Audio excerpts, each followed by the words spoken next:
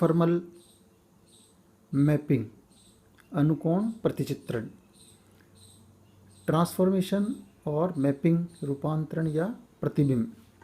फलन W बराबर FZ के अंतर्गत Z समतल और W समतल के बिंदुओं क्रमशः Z बराबर x प्लस आयोटा y बराबर XY तथा W बराबर U plus iota V equal to U V में समीकरण U बराबर U ऑफ XY तथा V ऑफ V बराबर XY के द्वारा एक संगति स्थापित होती है, जिसके अंतर्गत फलन f के z समतल में किसी प्रांत D के प्रत्येक बिंदु XY के लिए W समतल में एक बिंदु प्राप्त होता है।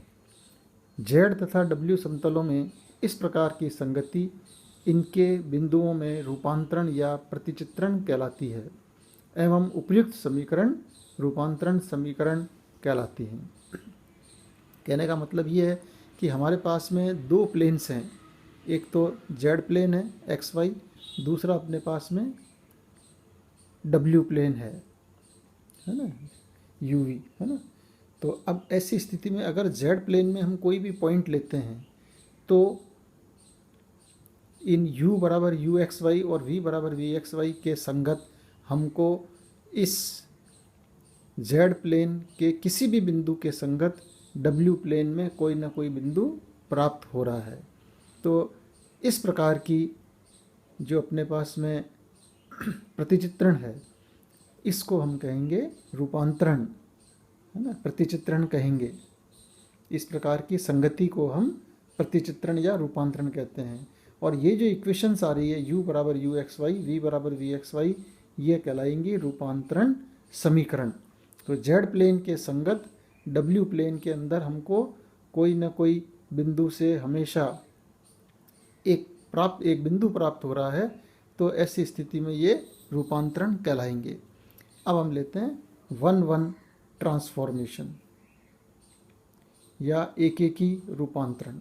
ये बड़ा इम्पोर्टेंट है कि W बराबर FZ के अंतर्गत XY समतल के प्रत्येक बिंदु के लिए UV समतल में एक और केवल एक ही बिंदु प्राप्त हो और विलोमतः भी, तब फलन F एकेकी रूपांतरण या 1-1 ट्रांसफॉर्मेशन कहलाता है। क्या मतलब हुआ इसका कि Z प्लेन के संगत किसी भी बिंदु के लिए W प्लेन में हमको केवल और केवल एक ही पॉइंट मिल रहा है और W प्लेन के संगत प्रत्येक बिंदु के लिए Z प्लेन में भी कम से कोई ना कोई एक बिंदु सदैव प्राप्त हो रहा है। तो ये कहलाएगी 1-to-1 करस्पॉन्डेंस या 1-to-1 ट्रांसफॉर्मेशन। दोनों समतलों के बिंदु एक दूसरे के प्रतिबिंब कहलाते हैं। कन्फॉर्मल मैपिंग या अनुकोण प्रतिचित्रण। एक प्रतिचित्रण W बराबर FZ किसी प्रांत D में अनुकोण प्रतिचित्रण कहलाता है यदि इसमें D प्रांत के प्रत्येक बिंदु से गुजरने वाले अवकलनीय चापों के मध्य कोणों के परिमाण और दिशा में कोई परिवर्तन नहीं आता है। प्रतिचित्रण W बराबर FZ प्रांत D में अनुकोण प्रतिचित्रण कहलाएगा यदि इसमें D प्रांत के प्रत्येक बिंदु से गुजरने वाले अवकलनीय चापों के मध्य कोणों के परिमाण और दिशा में कोई परिवर्तन नहीं आता है। ये हमारे पास में Z प्लेन है, इसके अंदर ये दो अपने को चाप दिए हुए हैं और P पॉइंट से निकल रहे हैं, दोनों के बीच में कोण अल्फा है और ये यहाँ पे बिंदु आ गए। अब ये कहता है कि अगर हम इसी के संगत W ट्रांसफॉर्मेशन, W बराबर FZ लिया ना प्रतिकोण प्रतिचित्रण, इस ट्रांसफॉर्मेशन के अंतर्गत W प्लेन के अंदर इसके प्रतिबिंब लिया हमने, तो ये अपने पास में प्राप्त हुआ। तो ऐसी स्थिति में चापों के मध्य कोण का परिमाण और दिशा, परिमाण का मतलब हुआ कि यहाँ पे जैसे अगर ये दोनों वक्रों के बीच में 60 डिग्री का कोण है, यहाँ भी 60 डिग्री का कोण है। दूसरी बात, यहाँ पर ये अपने पास में नप रहा है इधर से यूँ, यानी एंटी क्लॉक डायरेक्शन में मेज़र हो रहा है, दिशा बता रहा है। तो यहाँ पर भी ये क्या हो रहा है, एंटी क्लॉक डायरेक्शन में ही चल रहा है। तो इस प्रकार का ट्रांसफॉर्मेशन हमेशा अनुकोण प्रतिचित्रण या कन्फॉर्मल मैपिंग कहलाता है। तो ये बड़ा अच्छा और इम्पोर्टेंट कंसेप्ट है, सारी चीज़ें इसी पे ही चलेंगी अपने आगे भी, और ये परीक्षा में पूछे भी जाते हैं कि कोई भी ऐसा प्रतिचित्रण कन्फॉर्मल या अनुकोण प्रतिचित्रण कहलाएगा यदि हमारे पास में प्रत्येक बिंदु से गुजरने वाले चापों के मध्य कोण की डायरेक्शन और मैग्नीट्यूड प्रिजर्व करता है, तो ये कन्फॉर्मल मैपिंग कहलाएगा। इसके बाद में आता है तुल्य कोणीय प्रतिचित्रण या आइसोगोनल प्रतिचित्रण। यदि रूपांतरण जिसमें प्रत्येक बिंदु पर कोण का केवल परिमाण ही परिलक्षित होता है, दिशा नहीं होती है ना, दिशा बदल गई मान लिया, लेकिन मैग्नीट्यूड प्रिजर्व कर रहा है, तो ये आइसोगोनल ट्रांसफॉर्मेशन कहलाएगी। नेक्स्ट, कन्फॉर्मल मैपिंग होने के लिए आवश्यक प्रतिबंध, necessary condition for conformal mapping. W बराबर FZ W प्लेन के डोमेन D में अनुकोण प्रतिचित्रण कहलाता है यदि FZ D में एनालिटिक फंक्शन हो। अनुकोण प्रतिचित्रण कन्फॉर्मल मैपिंग कहलाएगा यदि हमारे पास फंक्शन एनालिटिक हो D में। एनालिटिक अपन अच्छी तरह से काफ़ी कर चुके हैं। So W equal to FZ equal to U plus iota V and U equal to UXY plus iota VXY, यानी U और V हमारे पास X और Y के फंक्शन हैं। माना DS D सिग्मा क्रमशः Z प्लेन और W प्लेन में लघु चाप की लंबाइयाँ हैं, तब Z प्लेन में जाएंगे तो DS square is equal to DX square plus DY square, और अगर W प्लेन में जाएंगे तो D sigma square is equal to DU square plus DV square. अब हम क्या करते हैं, यहाँ पे DU और DV की वैल्यू रख देते हैं।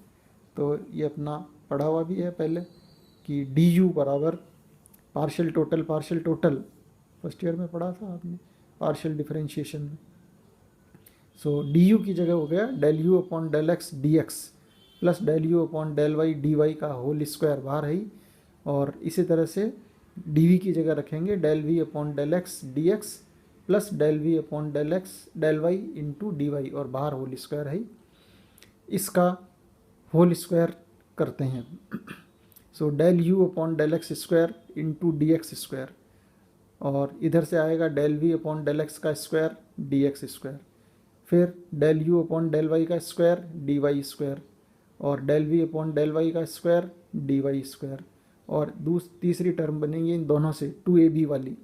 सो 2 into del U upon del x del U upon del Y DX DY, और 2 del V upon del x del V upon del Y DX DY।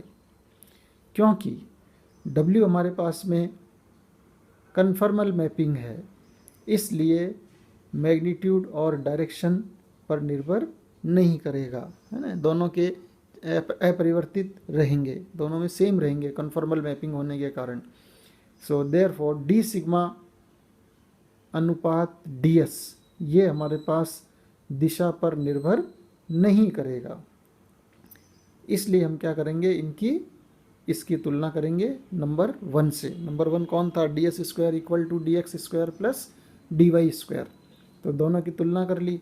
तो DX स्क्वायर का कोफिशिएंट उधर तो था अपने पास DS में 1, और यहाँ पर आ रहा है del U upon del x square plus del V upon del x का होल स्क्वायर। ऐसे ही DY स्क्वायर का कोफिशिएंट 1 है उधर, तो 1 नीचे आ गया, del U upon del Y का square plus del V upon del Y का होल स्क्वायर, और this is equal to 2AB की टर्म, क्योंकि उसमें कुछ था ही नहीं तो नीचे तो हो गया 0, और del U upon del x del U upon del Y plus del V upon del x del V upon del Y, नीचे 0 है 2 एडजस्ट हो गया, and let this is equal to H square, ये हम यहाँ पे मान लिया है। तो तुल्य कोणों के लिए आवश्यक प्रतिबंध हो गया अपने पास यहाँ से del U upon del x square plus del V upon del Y square is equal to del U upon del Y square plus del V upon del Y का होल स्क्वायर, ये दोनों बराबर H स्क्वायर, ये और ये वाली चीज़ नीचे की हो गई 0। अब हम क्या करते हैं, मान लेते हैं कि del u upon del x is equal to H cot alpha cos alpha, और del u upon del y बराबर H cos beta, del v upon del x बराबर एच साइन एल्फा, और del v upon del y बराबर H sine beta. तो ये हमारे पास में इस चार को सेटिस्फाई करते हैं, क्योंकि ये वैल्यूज अगर अपन यहाँ रख देंगे तो अपने को हमेशा एच स्क्वायर मिल रहा है, इसलिए हम क्या करते हैं, इसके अंदर इसको पुट कर देते हैं। तो ये वैल्यूज़ चारों, तो H cos alpha, H cos beta, H sine alpha, H sine beta equal to 0। H square दोनों में से common, cos alpha cos beta plus sine alpha sine beta equal to 0 implies H square cos alpha minus beta बराबर 0।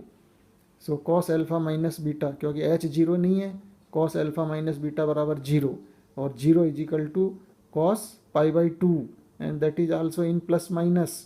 सो alpha minus beta equal to plus minus pi by 2। So जब alpha minus beta equal to pi by 2 लेते हैं, आ रहा है हमारे पास में, तो यहाँ से अगर हम प्लस लेते हैं, यानी alpha equal to pi by 2 plus beta लें, तब del u upon del x equal to H cos alpha and that is equal to H cos pi by 2 plus beta, यहाँ वैल्यू रख देते हैं, and that is minus H sine beta, और minus H sine beta ये बराबर हो गया minus del v upon del y, और del v upon del x निकालते हैं एच साइन एल्फा, तो यहाँ पे वैल्यू रख दो एल्फा की जगह पाई बाई 2 प्लस बीटा, तो H cos beta that is del u upon del y. So अब क्या हो रहा है कि अगर हम यहाँ पर v की जगह माइनस वी रखते हैं तो हमारे पास में Cauchy Riemann equations conditions satisfy हो जाती है, क्योंकि यू एक्स बराबर वी वाई होता है सी आर इक्वेशन में, लेकिन यहाँ माइनस आ रहा है, इसलिए हम क्या कह रहे हैं, इसी तरह यहाँ भी प्रॉब्लम हो रही है, यू वाई बराबर माइनस वी एक्स होता है, तो अगर हम v की जगह माइनस वी रख देते हैं तो सी आर इक्वेशन सेटिस्फाई होती है। तो यहाँ पर ये रूपांतरण के संगत नहीं है, तो ये हमारे पास तुल्यकोणीय रूपांतरण के संगत होगा, न कि अनुकोणीय के संगत है। इसलिए हम क्या करेंगे, दूसरी वैल्यू लेंगे कि alpha minus beta equal to minus pi by 2, यानी alpha equal to beta minus pi by 2। अब वापस वही ये चारों चीज़ें, ये del u upon del x, del v upon del y निकाल लिया अपन ने, तो del u upon del x equal to H cos alpha बराबर एच साइन बीटा बराबर del v upon del y, और del v upon del x बराबर H sine alpha बराबर माइनस एच कॉस बीटा बराबर minus del u upon del y. तो यहाँ पर क्या हो रहा है कि सी आर इक्वेशंस सेटिस्फाई हो रही है, तो हम क्या कह देंगे कि W हमारे पास में एनालिटिक फंक्शन होगा। अब इसके आगे आएगा सफिशिएंट कंडीशन, वो अगले लेक्चर में देखना है।